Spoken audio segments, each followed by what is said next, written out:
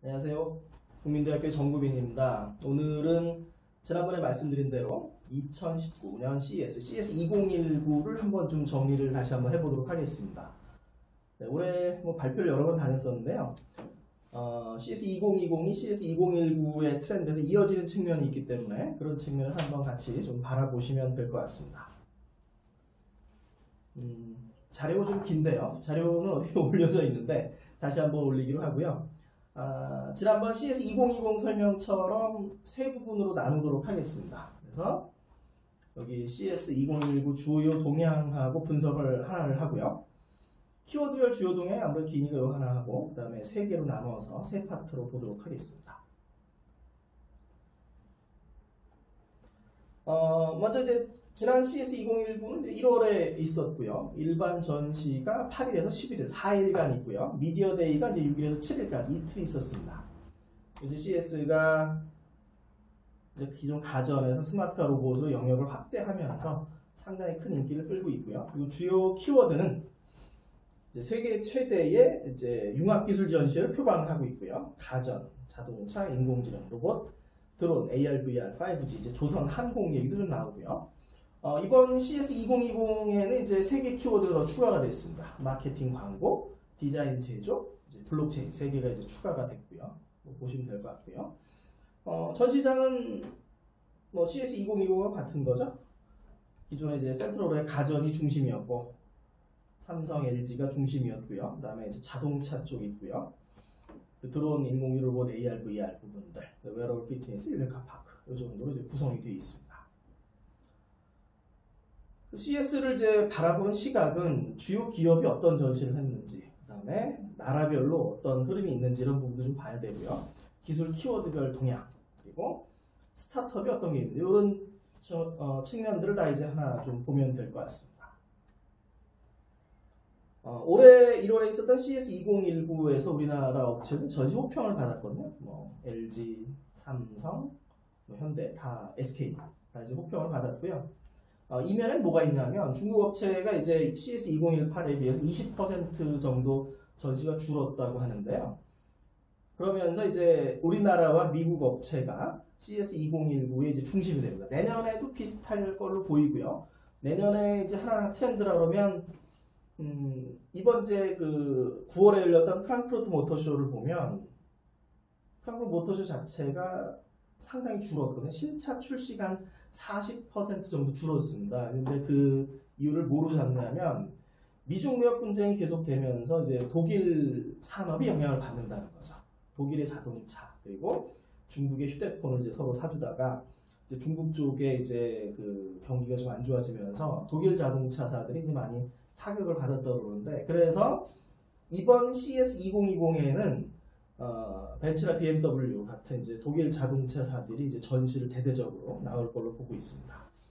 그래서 어쨌든 미중 무역 분쟁의 유탄이 독일로 튀었고 독일 산업이 좀 안 좋아진 면이 좀 있고요. 그래서 미중 무역 분쟁이 적당히 마무리가 되면 독일 산업이 또 좋아지지 않을까 이런 얘기도 좀 나오고 있습니다.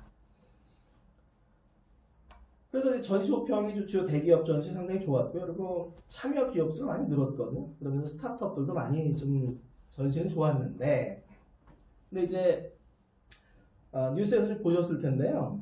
혁신 챔피언 16개국에서 이제 제외가 됐습니다. 그래서 61개국 중에 24위를 했는데 주요 이제 좋은 점수들도 있어요. 좋은 점수도 있는데 여기 사우스코리아 드론 A 쭉 있죠. 그다음에 셀프 라이딩 비커 자율주행도 있고 괜찮은데 안 좋은 점수를 보면 역시 라이드 쉐어링이 F입니다.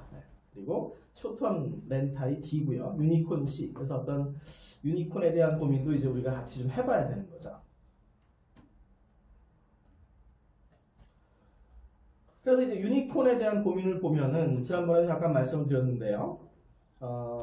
메인 전시장에 보면은 이제 자동차 가전이 아무래도 메인이니까 여기엔 중국 업체들이 거의 없는데 드론, 인공지능, 로봇에 가면 중국의 이제 유니콘들이 좀 있거든요. 그래서 DJI라든가 유비테크라든가 이제 호라이즌 로보틱스가 있습니다. 지금 얼마 전에 이제 미국에서 DJI 드론 불매 얘기도 좀 나오고 그러는데 전반적으로 이제 흐름을 보면 미국에서 1차적으로 제품을 중국보다는 이제 한국이나 일본이나 대만 쪽에서 이제 주로 사오는 걸 목표로 하고 있고요. 그래서 특히 이제 로봇 쪽 같은 경우는 좀 유비테크 타격이 좀 크다고 그럽니다. 그래서 대만이나 이제 한국이나 일본 쪽에서 많이 좀 수입을 하려고 한다 이런 얘기가 있고요.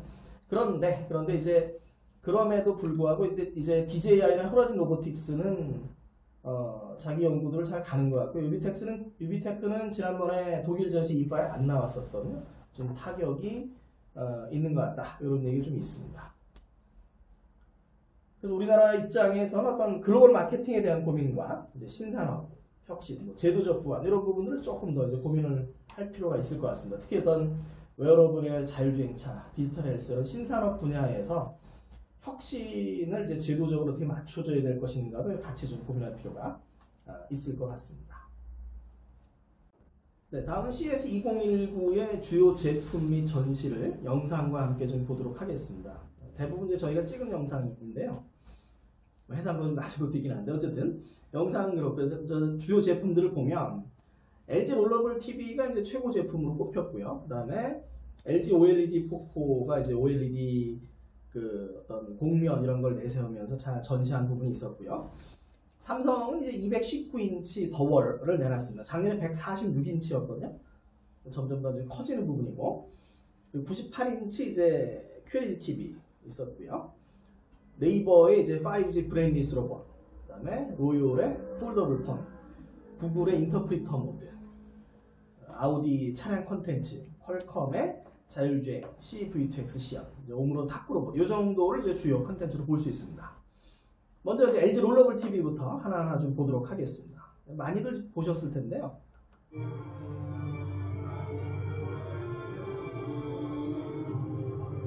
네, 이런 부분이 얼마 전에 뭐 기사에 보면은 뭐 천장에 붙이겠다 이런 부분도 있었고요. 이번 독일에서 열린 IFA 2019에서는 이제 요 롤러블 TV하고 롤러블 TV가 주는 공간을 이제 같이 전시하기도 했었습니다. 다음은 이제 LG의 OLED 폭포 전시고요. OLED 디스플레이로 이제 공간을 만들어 이런 걸 보여주는 부분이죠. 제가 봤던 건 이제 OLED 터널이 처음에 좀 있었고, 그 다음에 OLED 동굴이 있었고요. 이제 OLED 폭포 세 번째 작품입니다. 네, 그 다음에는 요건 이제 로열의 폴더블 폰인데요. 로열은 이제 미국 회사인데 이제 중국계 학생들이 이제 만든 벤처죠. 근데 결국은 올해 상용화 소식은 없는데요. CS2020에서도 뭐 좀 전시를 좀 하겠다 그러는데 한번 좀 잠깐 이제 보시죠.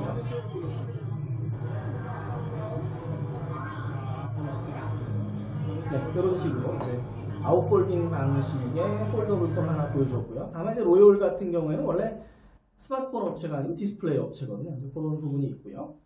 이 영상은 어떤 구글의 인터프리터 모드를 보여주는 부분인데요. 이제 올해 이제 구글이 내는 부분이거든요. CS 이후에. 그러니까 외국인들이 서로 다른 나라의 언어를 사용하는 사람들이 통역해준 이런 부분이죠. 저희가 이걸 LG 키노트 때 찍어서 그렇게 뭐 해상도가 좋지 않은데 잠깐 보겠습니다.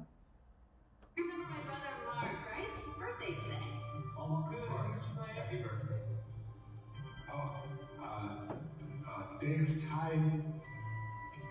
So, how's everything going? You getting ready for the business trip? 네. 잘 들어보시면 이제 한국말로 얘기를 하면 그게 이제 번역돼서 나오는 걸 볼 수 있습니다. 올해 인공지능에는 핫 키워드였고요.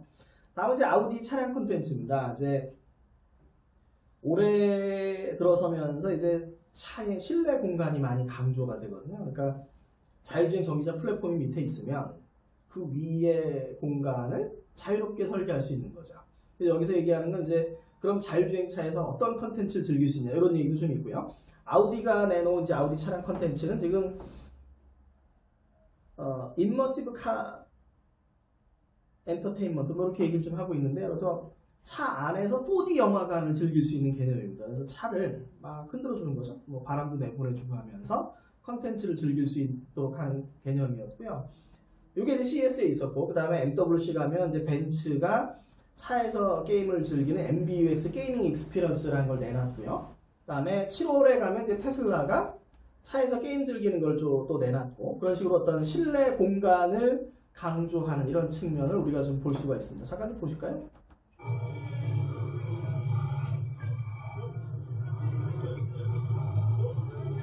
네, 제가 타고 있고 이제 찍은 건데 막 흔들리는 걸 볼 수가 있고요. 그래서 아우디의 얘기를 들어보면 어떤 얘기를 하냐면, 이제 차의 흔들림이나 이런 거를 저작할 수 있는 저작 툴을 공개를 하는 거죠. 그럼 그것들을 저작할 수 있도록 이런 걸 좀 하겠다고 하고 있습니다. 아직은 어떤 이제 프로젝트 레벨의 그런 성격으로 좀 볼 수가 있겠고요.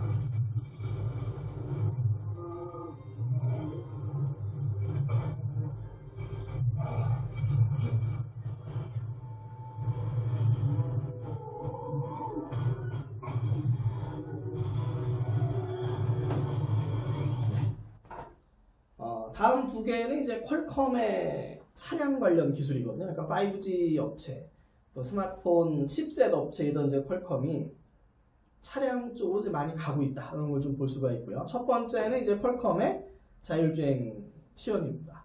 이게 원래 매년 자율주행차를 하나씩 타는데 올해는 이제 퀄컴을 탔었거든요. 근데 기존하고 달리 고속도로를 탔습니다. 약간 좀 겁이 나기도 했었는데 잘 타고 왔습니다. 보시죠. 네, 지금 퀄컴 자율주행차 타고 있습니다. 고속도로에 들어서서 자율주행 모델을 보시겠지만 레인 체인지를 켰거든요. 하고 있습니다. 차선 이동 시연이었고요. 한 번 더 차선 이동을 했습니다.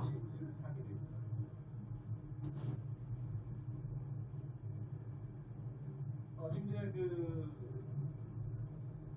제가 밖에만 찍도록 허락돼 있어서 그런데 내부에서 보면 이제 카메라나 레이더로 360도 주위 차를 인식을 하면서 이제 주변 차량들의 거리나 속도까지를 지금 인식을 하고 있고요. 잘 보여주고 있습니다.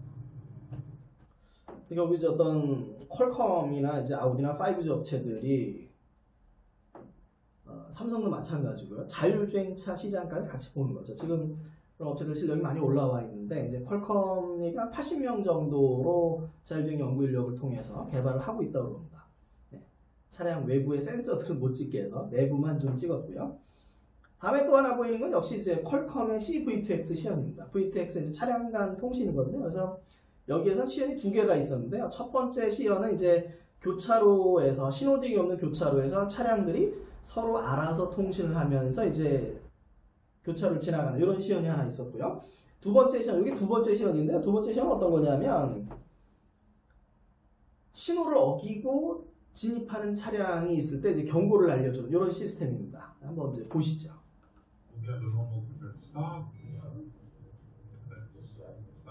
네, 스탑 사인이 있으니까 멈췄는데 이제 각 교차로에 있는 차량들이 통신해서 이제 이 차가 가도록 되어 있는 거죠. 가려고 그러는데 네, 갑자기 저쪽에서 신호 위반한 차량이 나타나는 걸 경고해주는 이런 부분입니다. 그래서 교차로에서 이제 사고가 많이 나는 부분들을 V2X로 좀 막아보자 이런 컨셉을 좀 볼 수가 있겠고요. 다음에는 이제 오므론의 탁구 로봇입니다. 잠깐 좀 보시죠. 인공지능 탁구 로봇 이렇게 볼 수 있습니다.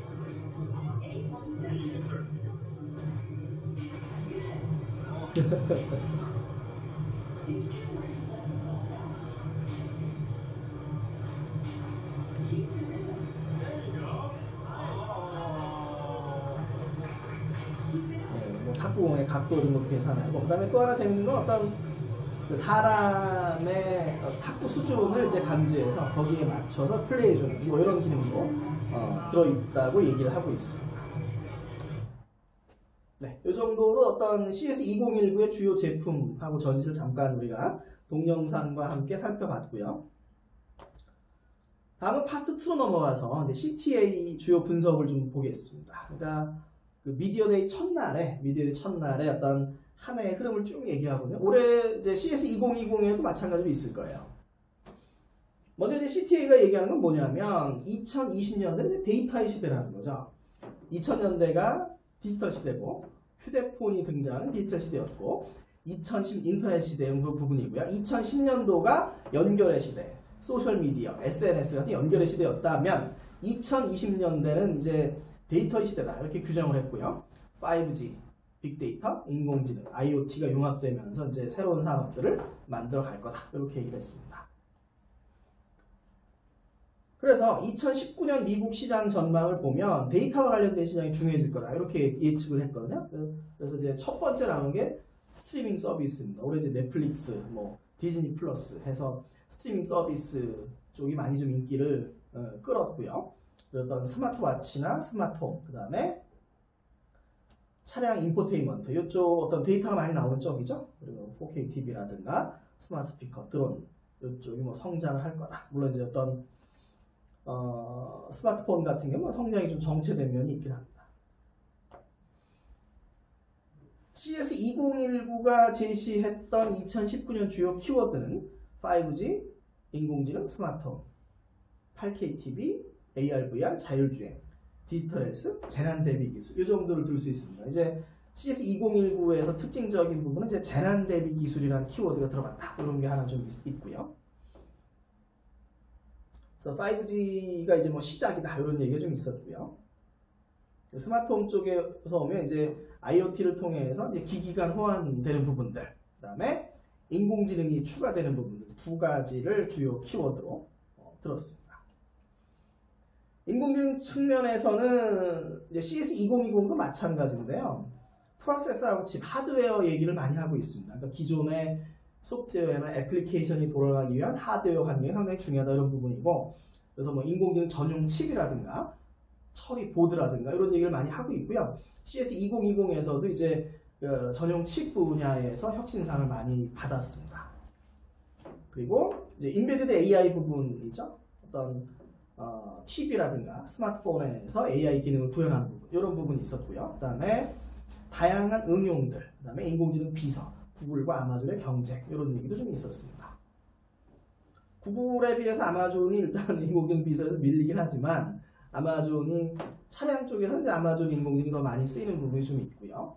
그리고 클라우드로 하면 재밌는 게 아마존이 1등, 마이크로소프트, 그다음에 구글 이런 순서인데 차량용 클라우드는 또 마이크로소프트가 또 잡고 있습니다. 산업별로 상당히 재미난 부분들이 좀 있고요. 그리고 디스플레이가 이제 중요해질 거라는 거죠. 이제 점점 더 디스플레이 커진다 이런 부분이고요. 5G 고속 네트워크가 성장하면서 이제 디스플레이 화면이 점점 더 커질 거다 이런 얘기가 많이 나오고 있고요. 여기에 이제 마이크로 LED, 그 다음에 이제 플렉서블 디스플레이, 그 다음에 투명 디스플레이, 세 개가 이제 같이 묶이는 이런 부분을 한번 디스플레이에서는 중요 키워드로 좀 볼 수가 있겠고요. AR, VR에서는 이제 서비스로 확산되는 AR, VR 부분들, 그리고 임머시브 VR, 몰입형 VR 부분이죠. 테슬라 수트입니다. 작년에 혁신상을 받았었고요. 이 부분에 이제 아람브라 운전의 추억 이런 것처럼 우리가 타격감을 느낄 수가 있는 거죠. 올해는 비헵틱스라는 우리나라 업체가 비슷한 컨셉의 혁신상을 받기도 했습니다. 그다음에 이제 자율주행 얘기가 좀 있었고요.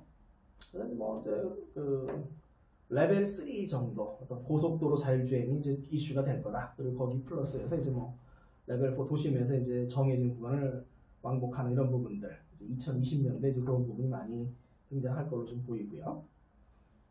디지털 헬스 부분에서는 좀 우리가 좀 볼 필요가 있습니다. 그러니까 치료라든가 원격 진단으로 진화하는 이제 디지털 헬스 부분인 거죠. 오므론 같은 경우에 이제 FDA가 인증한 혈압 측정 웨어러블 기기였고요.